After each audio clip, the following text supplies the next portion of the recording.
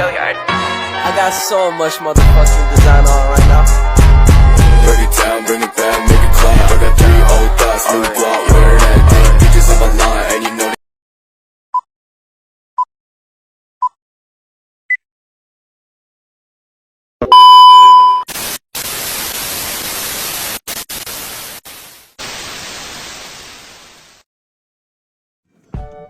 Assalamualaikum warahmatullahi wabarakatuh. Nama saya Nur Aina Nadira binti Kamaluddin.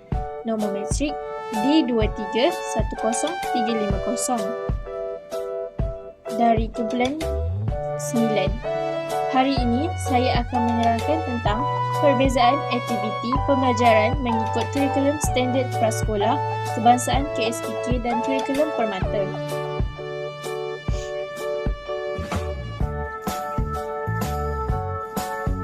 Perkara pertama yang saya akan terangkan ialah matlamat KSPK dan permata.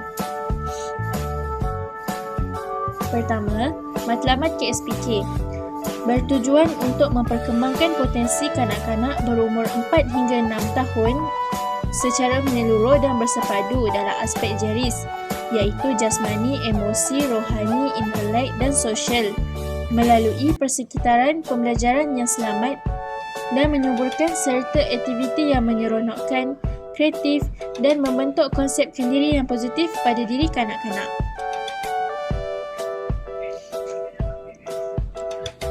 Matlamat permata pula ialah bertujuan memperkembangkan kanak-kanak yang dari lahir sehingga kanak-kanak itu berumur 3 tahun.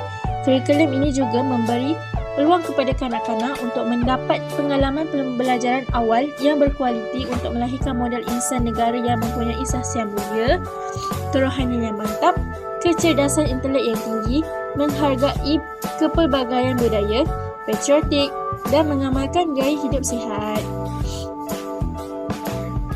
Yang kedua pula ialah bidang pembelajaran KSPK dan permata.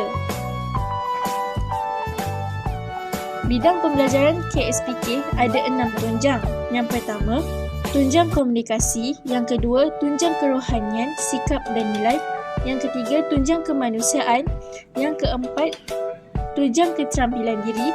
Yang kelima, tunjang perkembangan fizikal dan estetika. Yang keenam, tunjang sains dan teknologi.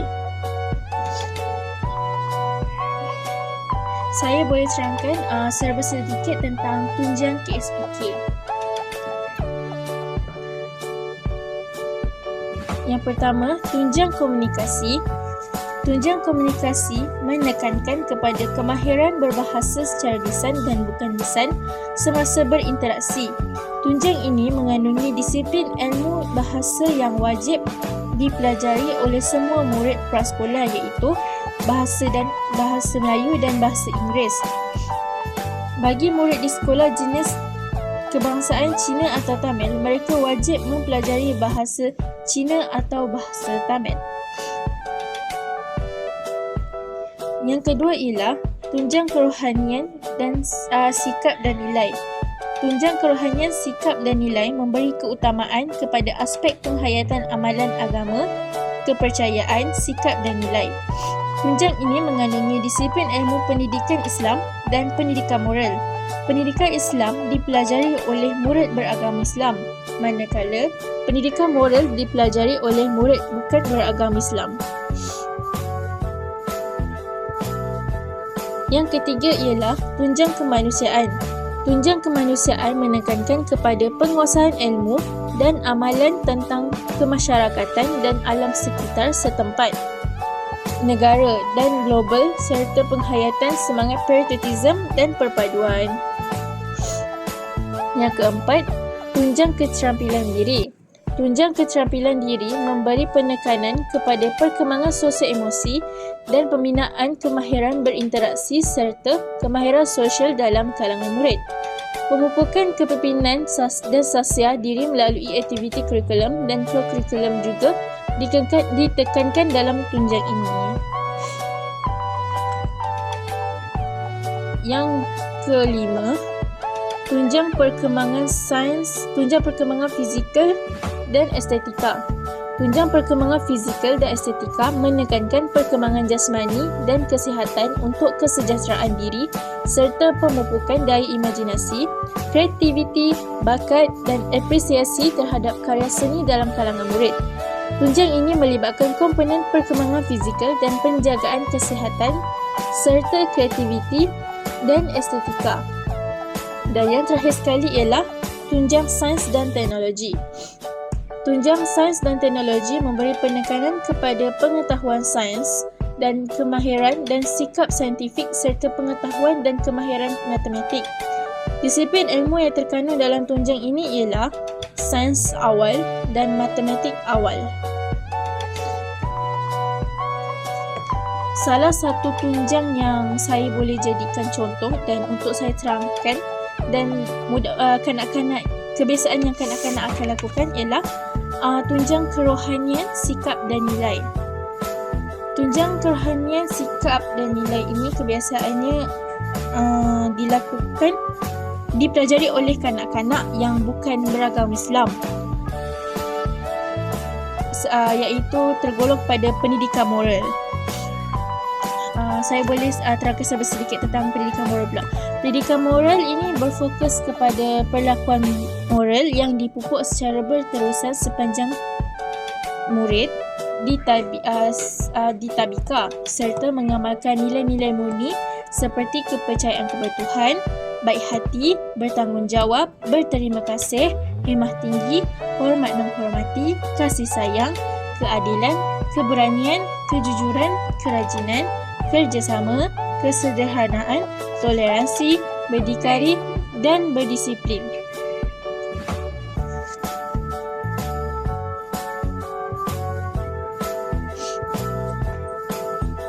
Seterusnya ialah bidang pembelajaran pemata. Bidang pembelajaran pemata ada 6. Yang pertama, perkembangan fizikal, perkembangan kreativiti dan estetika, perkembangan daya dan pemahaman dunia persekitaran, perkembangan awal matematik dan pemikiran logik. Yang kelima, perkembangan bahasa, komunikasi dan literasi awal. Yang keenam, perkembangan sosial, sosio-emosi dan kerohanian. Yang ketiga ialah objektif, KSPK dan permata. Objektif KSPK. Yang pertama, mengamalkan nilai-nilai murni masyarakat Malaysia. Yang kedua, menghargai dan peka terhadap budaya masyarakat Malaysia. Yang ketiga, memperkembangkan konsep kendiri yang positif dan keyakinan diri. Yang keempat, mengembangkan daya kreatif dan estetika. Yang kelima, mempraktikkan amalan kesihatan, membina kecerdasan badan dan menjaga keselamatan diri.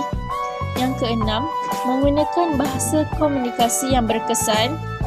Yang ketujuh, mengamalkan nilai-nilai Islam dalam kehidupan seharian untuk murid beragama Islam. Yang ke-8, menyayangi dan menghargai alam sekitar.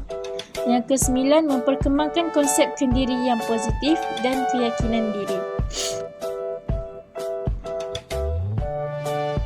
Seterusnya ialah objektif permata.